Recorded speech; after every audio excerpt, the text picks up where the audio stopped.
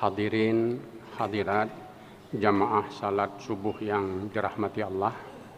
Pagi ini kita kembali duduk bersama, beriktikaf sambil bertukar pikiran, menambah pengetahuan, menguatkan iman, dan mempererat persaudaraan di antara kita. Sejak mulai pandemi, jadi sejak mulai corona, saya tidak berceramah Ahad pagi seperti ini karena berbagai sebab. Kadang-kadang beradu, kadang-kadang kita tidak ceramah waktu itu, tetapi juga sebab-sebab yang lain. Alhamdulillah pagi ini kita sudah hadir bersama.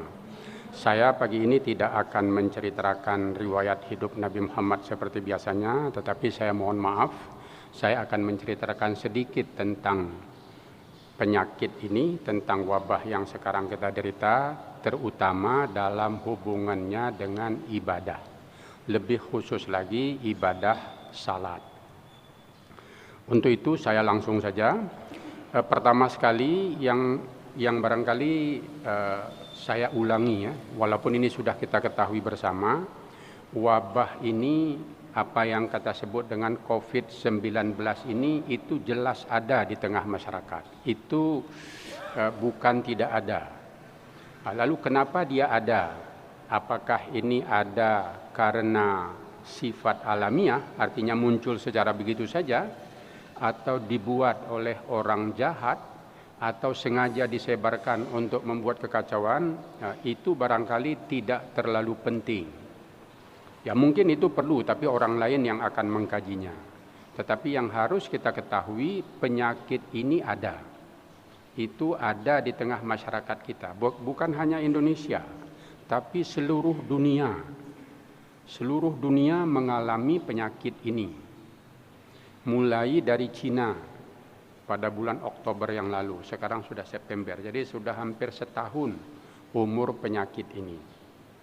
Jadi itu yang pertama sekali. Jadi kalau umpamanya orang bercerita ini tidak betul, ini tidak ada, saya berani menyatakan jangan dengarkan itu. Wabah ini ada, bukan tidak ada. Kemudian dan wabah ini berbahaya, tapi itu nanti saya akan sebutkan lagi. Yang kedua, yang perlu juga kita ketahui, wabah ini, pandemi ini, corona atau COVID-19 ini penyakit baru. Penyakit baru, bukan penyakit lama. Apa maknanya? Apa yang perlu kita perhatikan ini penyakit baru? Pengetahuan para sarjana, pengetahuan dokter, pengetahuan manusia tentang penyakit ini relatif sangat terbatas. Tidak banyak yang diketahui tentang penyakit ini. Umurnya belum sampai setahun. Jadi karena hal tersebut, sekiranya penjelasan para sarjana tentang wabah ini, tentang virus ini berubah-ubah, berbeda-beda, saling bertolak belakang, jadi satu menyatakan tidak begitu, satu menyatakan begitu dan sebagainya. Itu harap Bapak Ibu maklumi, harap saudara-saudara maklumi, karena penyakit ini memang baru. Jadi bukan penyakit lama, baru, belum diketahui seluruhnya, belum diketahui. Jadi bahkan saya mungkin bisa menyatakan pengetahuan kita tentang virus ini tidak sampai 50% dari yang kita perlukan. Belum sampai, berubah terus. Saya barusan membaca artikel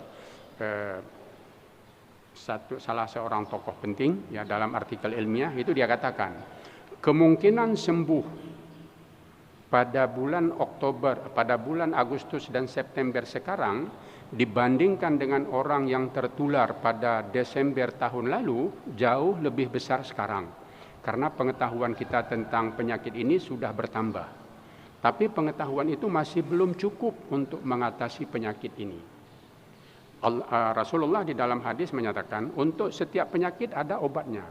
Likulli da'in dawa. Itu betul.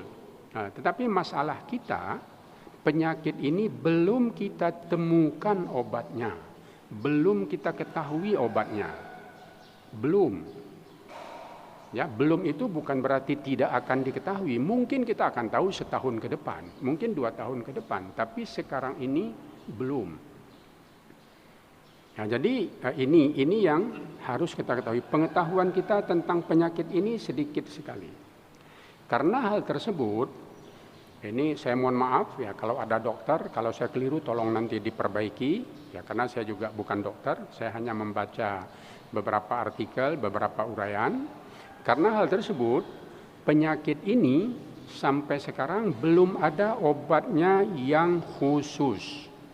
Bukan tidak ada obat, ada obatnya. Tetapi obat yang khusus untuk penyakit ini seperti penyakit lain itu tidak ada. Jadi kalaupun kita masuk ke rumah sakit, dirawat di rumah sakit, yang saya dapat informasi obatnya itu bukan obat khusus. Karena tidak ada. Obatnya itu hanya obat umum. Dan obat ini pada umumnya hanya untuk menguatkan tubuh kita. Untuk menguatkan tubuh kita, bukan untuk membunuh sumber penyakit itu. Kenapa demikian? Karena seperti saya katakan tadi, obatnya belum ada. Lalu apa bahaya? Ya, sesudah 2 hal ini kita ketahui, penyakit ini baru, pengetahuan kita belum cukup. Lalu kenapa dunia demikian takut kepada penyakit ini? Kenapa WHO, PBB, pemimpin dunia demikian takut? Kalau berita yang ada di media benar, Indonesia ini sudah diancam oleh puluhan negara. Mereka tidak mengizinkan warganya datang ke Indonesia karena kita di Indonesia dianggap tidak serius menangani penyakit ini. Jadi ya kalau keadaan ini terus berlanjut, ada kemungkinan kita, negara Indonesia ini akan dikucilkan oleh orang asing, ya, secara umum. Saya maksud dikucilkan di sini bukan oleh tenaga kerja, tetapi oleh para turis, oleh para pedagang. Nah, jadi mungkin penerbangan-penerbangan internasional tidak akan ada. Dan kalau keadaan ini berlanjut, mungkin saja kalau kita tidak menjaga diri kita dengan baik, mungkin saja kalau nanti ibadah haji dibuka, ibadah umrah diizinkan lagi, kita dari Indonesia tidak akan diizinkan ikut. Kenapa? Karena kita dianggap tidak serius menangani penyakit ini, dan kalau kita pergi ke tempat ramai, kita akan membawa penyakit ini ke sana. Ya, tetapi ini dugaan, ya, itu dugaan.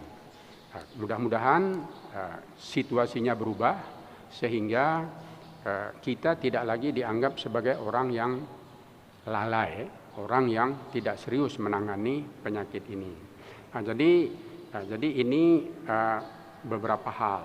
Kemudian hal lain, ya karena kenapa kita takut kepada penyakit ini? Karena penyakit ini termasuk salah sebuah wabah di dunia yang penyebarannya sangat cepat, sangat mudah. Jadi berbeda dengan penyakit lain. Kalau umpamanya TBC menular, tetapi TBC menular itu mungkin ya dari 50 orang yang bertemu hanya 1 yang kena. Tetapi penyakit ini mudah sekali. Jadi kalau umpamanya maaf ya, ini mungkin sudah banyak dibaca, tapi sebagai contoh, kalau cairan tubuh kita sedikit saja tetesan dari air liur atau dari ingus atau dari dahak jatuh, kemudian itu tersentuh ke tangan orang lain dan orang lain itu membawanya ke bibirnya atau ke wajahnya yang dekat dengan mulut, lalu terhirup ke udara, berarti kita sudah tertular. Jadi karena inilah makanya pemerintah menyatakan kita harus ada jarak, sehingga air ludah kita itu kalaupun keluar dari mulut kita tidak akan kena ke tubuh orang lain. Itu jaraknya, dan jarak itu diharapkan 1 meter. Itu satu. Kemudian yang kedua, kita diharapkan kalaupun pamannya ludah atau cairan ini tadi yang disebut dengan droplet jatuh ke sebuah benda dan benda itu kita sentuh, maka kita mencuci tangan. karena sabun bisa mematikan virus tersebut. Kapan kita mencuci tangan ini? Setiap kita menyentuh benda asing, ya, setiap menyentuh benda asing sebelum menyentuh wajah. Ini waktu itu kita harus mencuci tangan. Ya, tidak selamanya. Jadi kalau umpamanya kita keluar ada benda asing yang banyak dipegang orang, yang mungkin ada orang batuk, ada dahak, ada ludah atau apa di situ, itu kita sentuh. Kemudian sebelum menyentuh wajah cuci tangan kita. Insya Allah hal ini bisa mencegah penyakit ini. Ini hal tersebut. Jadi ini 3 hal. Atau satu lagi saya tambahkan, kalau kita terkena, apa pengaruhnya? Kalau kita terkena, kalau kita tertular, kalau virus ini masuk ke tubuh kita, terus bagaimana?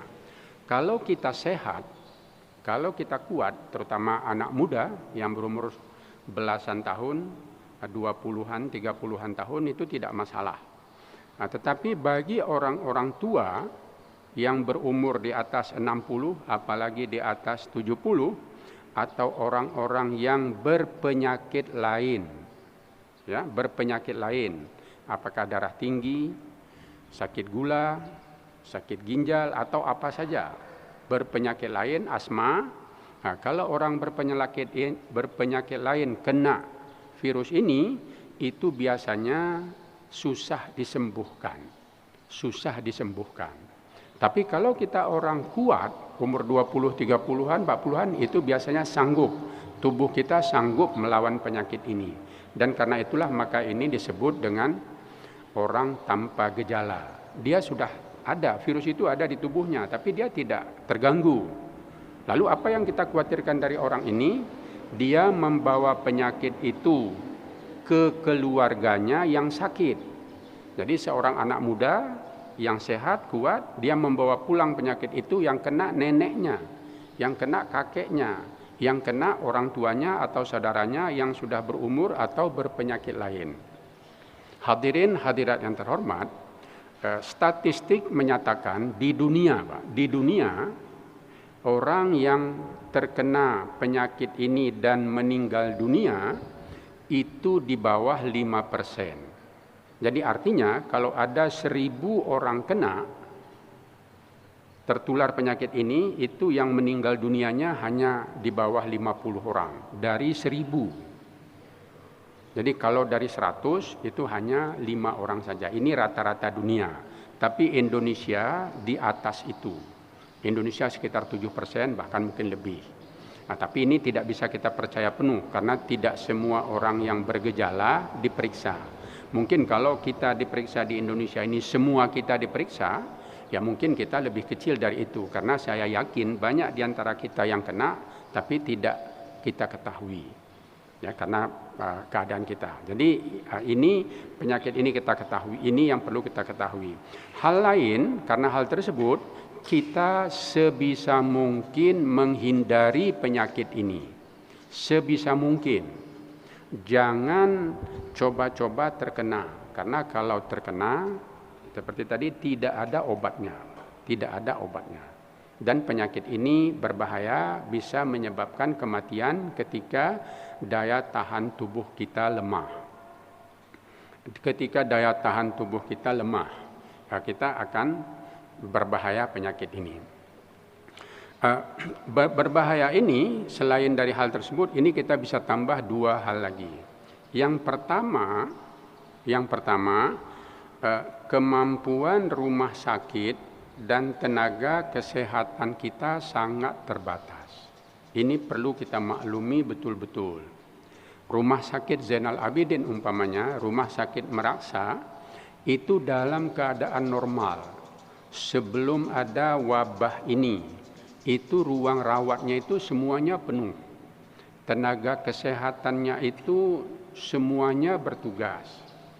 Jadi dengan kata lain, dalam keadaan normal pun rumah sakit itu sudah penuh.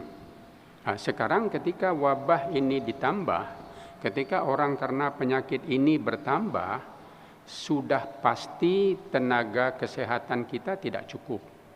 Itu sudah pasti. Jadi bukan hanya kita di Aceh, tapi seluruh Indonesia.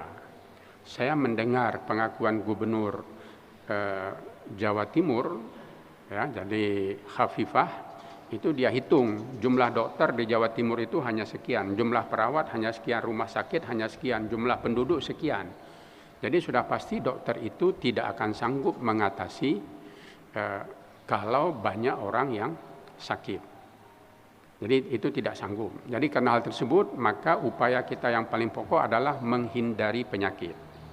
Di Banda Aceh, Ketua Ikatan Dokter Indonesia sudah memperingatkan kita semua.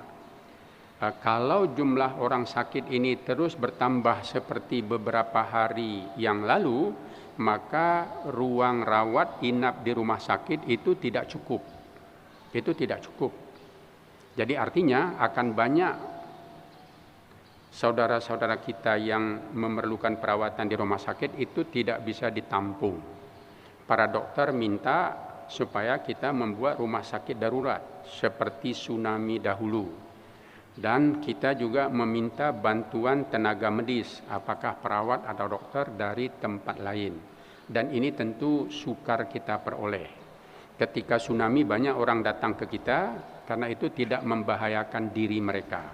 Tapi sekarang ini dia datang membantu kita sangat membahayakan diri mereka. Di Indonesia sudah lebih 100 orang dokter yang meninggal dunia. Di Aceh sudah ada 2 dokter yang meninggal dunia yang diduga karena tertular penyakit ini dari pasiennya. Ya, bukan dari tempat lain, diduga tertular dari pasiennya. Jadi ini tentu kalau lebih banyak lagi tenaga medis yang meninggal, ya tentu pertahanan kita dalam melawan penyakit ini sudah sangat rendah. Hadirin hadirat yang terhormat, lalu bagaimana dengan ibadah kita? Begitu keadaan penyakit ini. Sebagian orang menyatakan situasi kita ini sederhananya, tapi tidak persis sama, Pak. Kita menghadapi perang. Situasi sekarang ini menghadapi perang dan kita mempertaruhkan nyawa kita, terutama seperti tadi bagi orang-orang yang sudah berumur lanjut dan berpenyakit menahu.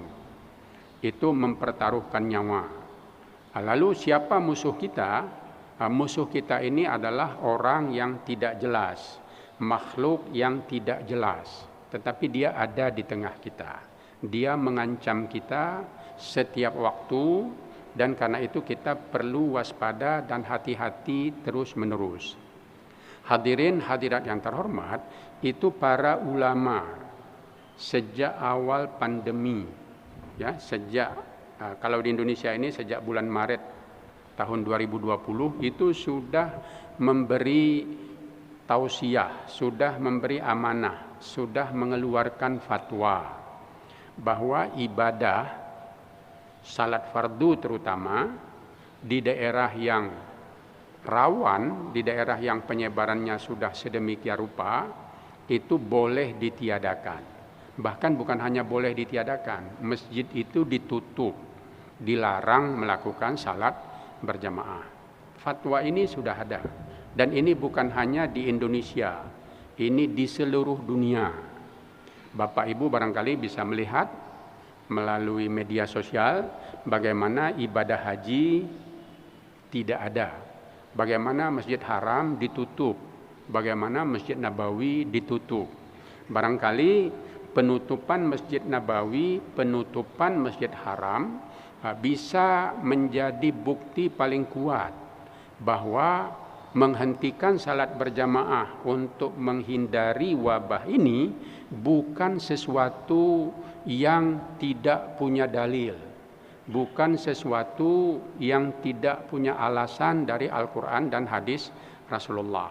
Ya, kalau itu sesuatu yang tidak punya dalil, saya yakin orang akan marah pada pemerintah Arab Saudi.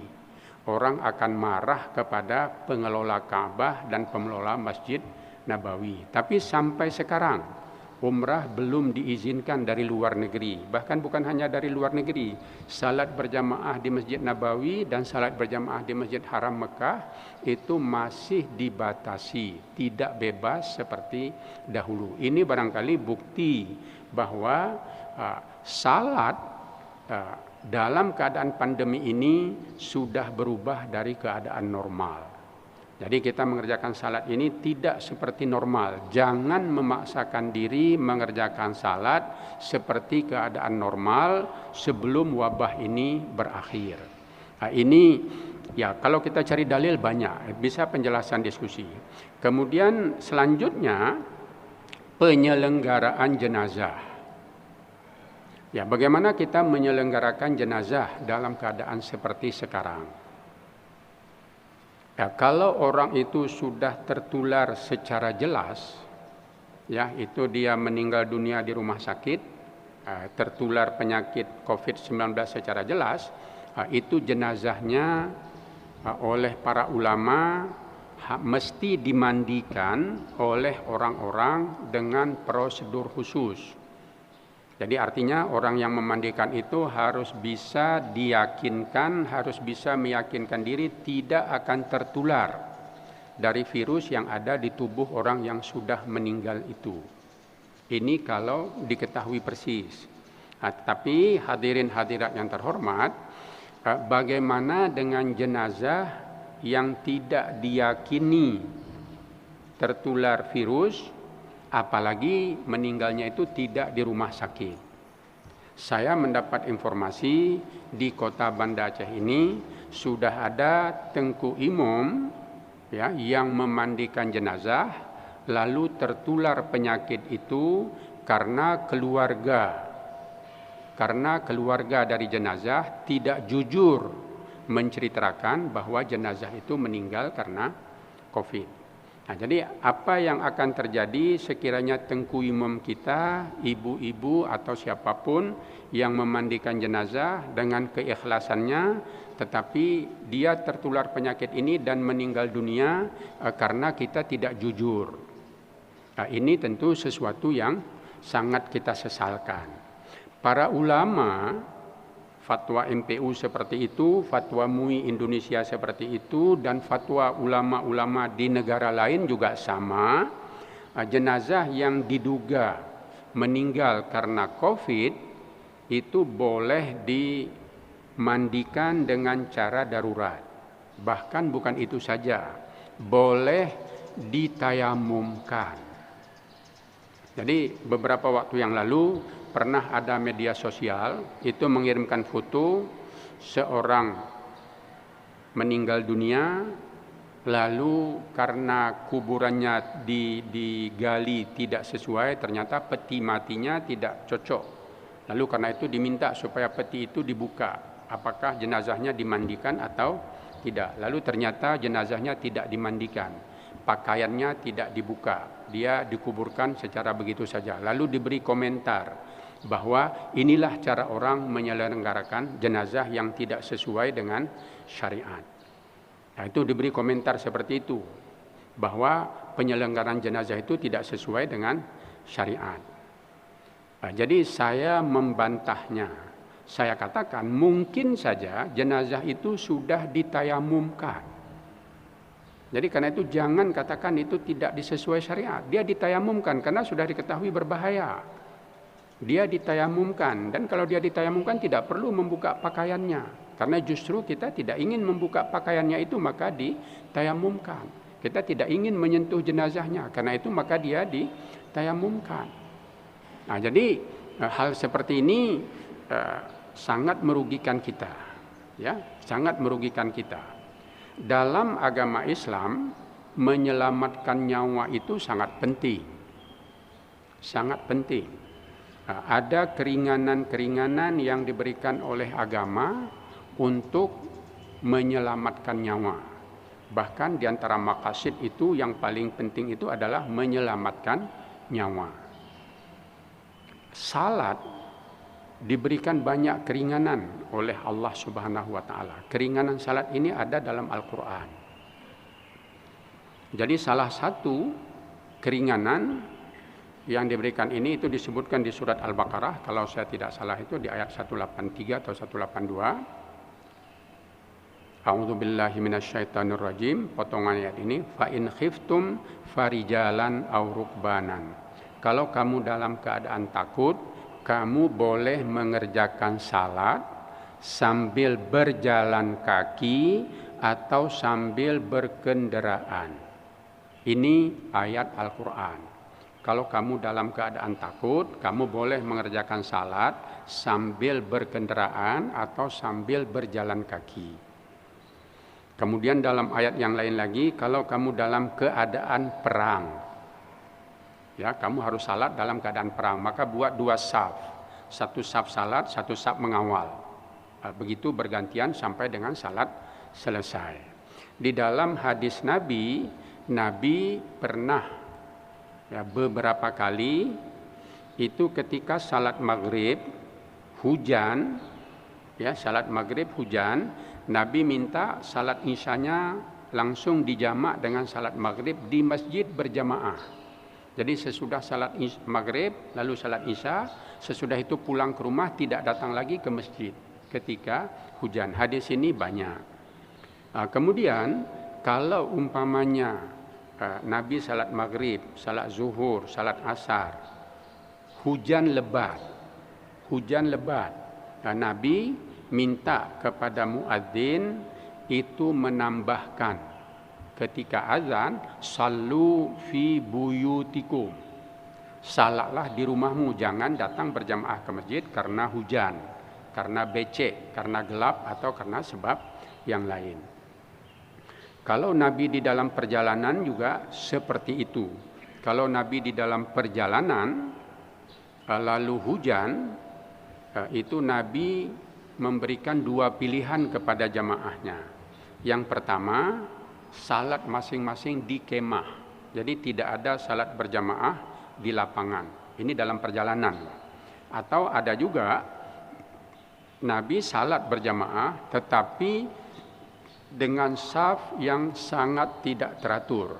Jadi semua orang ada di atas kendaraannya, di atas untanya, di atas keledainya atau menunggang kudanya, lalu salat berjamaah, Nabi jadi imam atau orang lain jadi imam. Mereka salat seperti itu. Jadi jamaahnya itu, safnya itu tidak berdiri di atas pasir, tidak di atas tanah, tetapi di atas kendaraan karena tanah itu becek. Karena tanah itu tidak bisa digunakan. Ini beberapa keringanan. Hadirin hadirat yang terhormat, jadi agama kita dalam menghadapi berbagai keadaan yang mengancam nyawa, dalam situasi yang itu bisa menyebabkan orang meninggal dunia, memberi keringanan yang besar sekali. Ya, untuk wabah ini sebetulnya hadis minta supaya kita pindah, orang yang ada di tempat wabah jangan keluar, dan orang yang ada di luar wabah jangan masuk ke daerah itu. Tapi itu tidak bisa kita lakukan karena wabah ini sudah merata. Kita tidak bisa pergi kemanapun yang tidak ada penyakitnya, dan orang pun tidak bisa lagi pergi ke situ karena ini boleh dikatakan sudah merata. Ini yang disebut dengan pandemi, dan merata ini di seluruh dunia. Nah, jadi sekarang ini pemerintah kita mengajukan 3 hal. Bukan hanya pemerintah Indonesia, tapi WHO yang kita boleh katakan dunia, itu mengajukan 3 hal penting sebagai cara pencegahan. Yang pertama sekali, kita memakai masker terus menerus ketika kita berhadapan dengan orang lain. Ya, kecuali keluarga kita. Tapi kalau bukan keluarga kita, kita berhadapan dengan orang yang sudah pergi kemana-mana, kita pakai masker secara terus menerus. Itu bisa mencegah, tapi tidak menghentikan. Itu hanya sekedar mencegah saja. Kemudian yang kedua, kita harus menjaga jarak. Nah, jarak kita itu berapa jauh? Ya itu tadi, kalau umpamanya orang terlontar air ludahnya, itu tidak sampai ke kita. Kalau ada orang bersin, itu tidak sampai ke kita. Tidak sampainya itu bisa secara langsung, bisa juga dibawa angin. Jadi kalau umpamanya saya bersin di sini, ada angin, ya itu terbawa. Ya berapa jauh? Ya begitulah kira-kira menjaga jarak.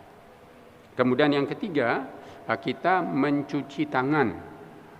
Mencuci tangan ketika menyentuh benda asing sebelum menyentuh wajah. Jadi kita mencuci tangan ini sebelum menyentuh wajah. Kalau tidak menyentuh wajah, ya tidak apa-apa.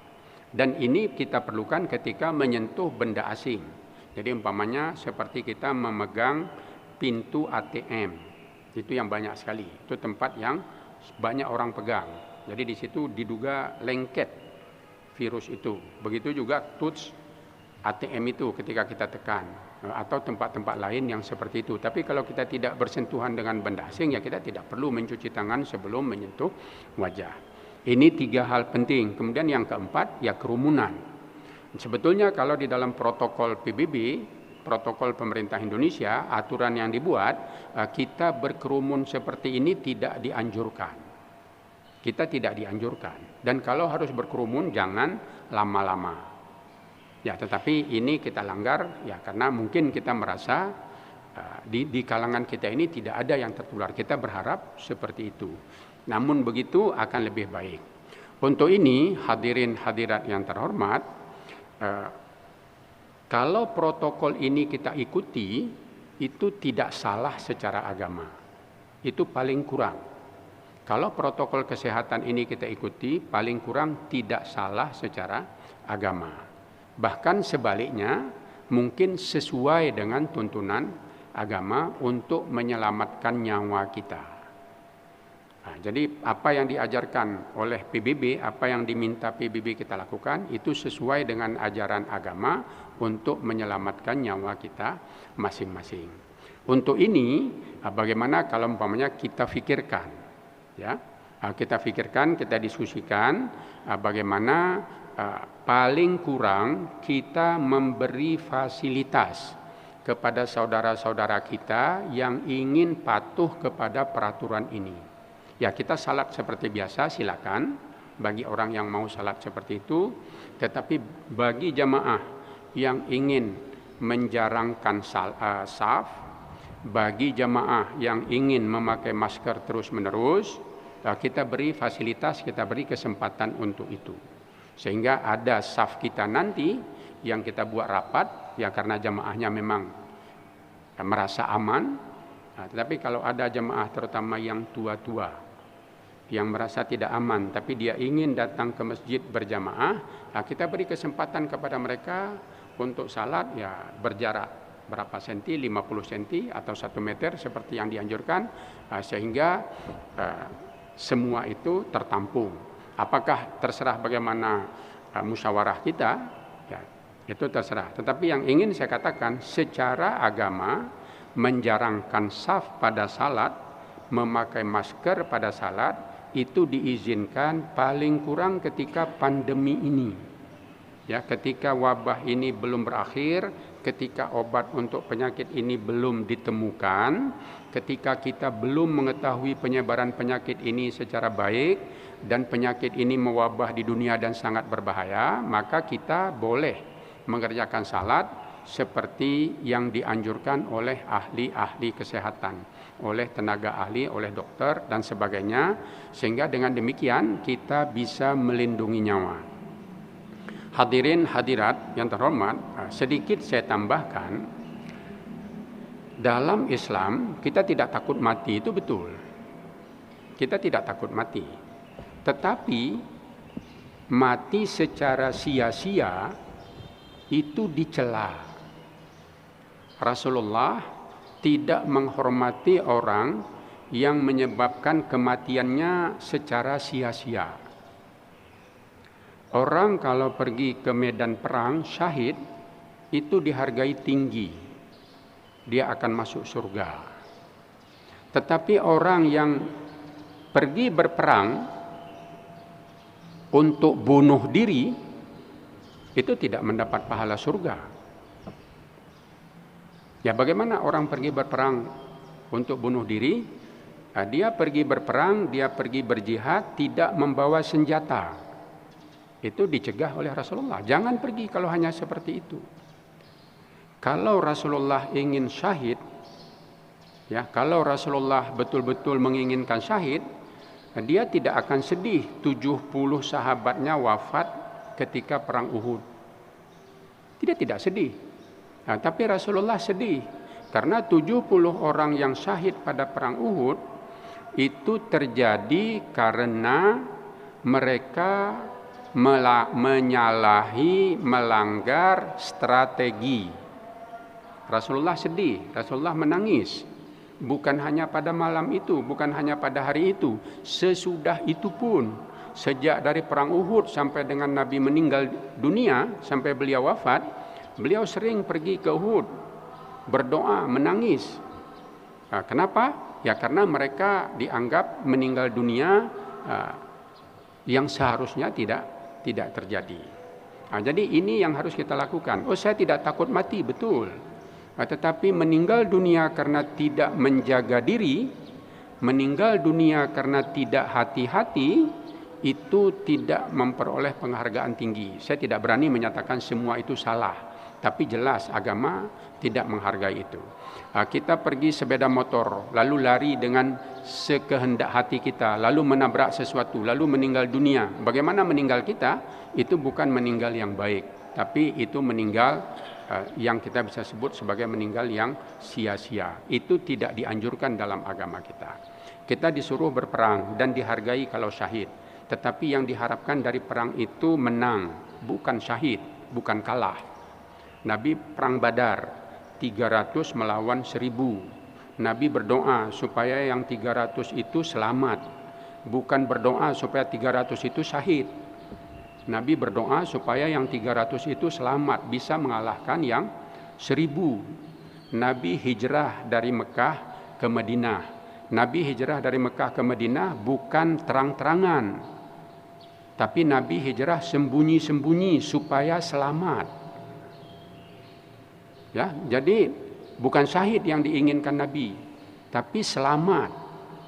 Ya, kalau syahid, ya itu diberi pahala, tapi bukan itu tujuannya. Tujuannya menang, tujuannya selamat, tujuannya meninggal dunia secara wajar, bukan karena kalah strategi, bukan karena gegabah, bukan karena mengabaikan atau menyia-nyiakan hidup.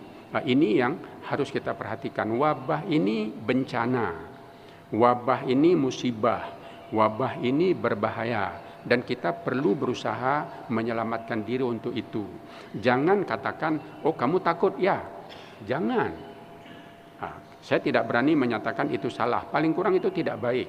Mungkin itu bukan sampai ke tingkat dosa karena melawan takdir, tetapi itu tidak baik. Kenapa saya sebut melawan takdir? Ini karena kalau kita katakan itu ada api, oh jangan lewat di situ. Oh kamu takut mati ya? Itu tidak betul seperti itu. Ini parang ini tajam, kalau saya tebaskan ke leher kamu bagaimana? Oh jangan. Oh kamu takut mati ya kalau saya tebas dengan pedang ini? Sebab kalau Allah tidak ingin menyebabkan kamu mati, walaupun saya tebas pakai pedang, kamu tidak akan mati. Kalau Allah tidak menginginkan kamu mati, kalaupun kamu minum racun, kamu tidak akan mati. Itu betul. Kalau Allah tidak menginginkan, tapi Allah menyatakan orang yang minum racun kemungkinan mati besar sekali. Orang yang luka mengucurkan banyak darah, kemungkinan matinya lebih besar dari orang lain. Itu hukum alam dan Allah tidak pernah menyalahi sunnatullahnya. Hadirin hadirat yang terhormat, jadi barangkali untuk mengawali kembali ceramah sirah Nabi ini, saya ingin mengingatkan kita tentang penyakit wabah COVID ini, bahwa wabah ini nyata ada. Kita perlu menghindarkan diri kita dari wabah ini, karena kalau kita terpapar bahayanya mahal sekali, perawatannya mahal, dan ada kemungkinan kita tidak selamat. Walaupun yang tidak selamat itu hanya 3% dari yang sakit, tetapi tidak ada halangan ya, tidak ada jaminan bahwa kita tidak masuk ke dalam yang 3% itu. Jadi karena itu maka kita perlu hati-hati. Allah Subhanahu wa taala, Rasulullah di dalam hadis-hadis memberi kelapangan kepada kita untuk mengatasi penyakit ini. Jadi jangan kita paksakan seolah-olah Rasulullah tidak mengizinkannya. Jangan kita paksakan seolah-olah tidak ada fatwa ulama. Masjid Haram bisa ditutup, Masjid Nabawi sudah ditutup, ibadah haji dihentikan karena wabah ini. Jadi wabah ini betul-betul ada dan betul-betul berbahaya.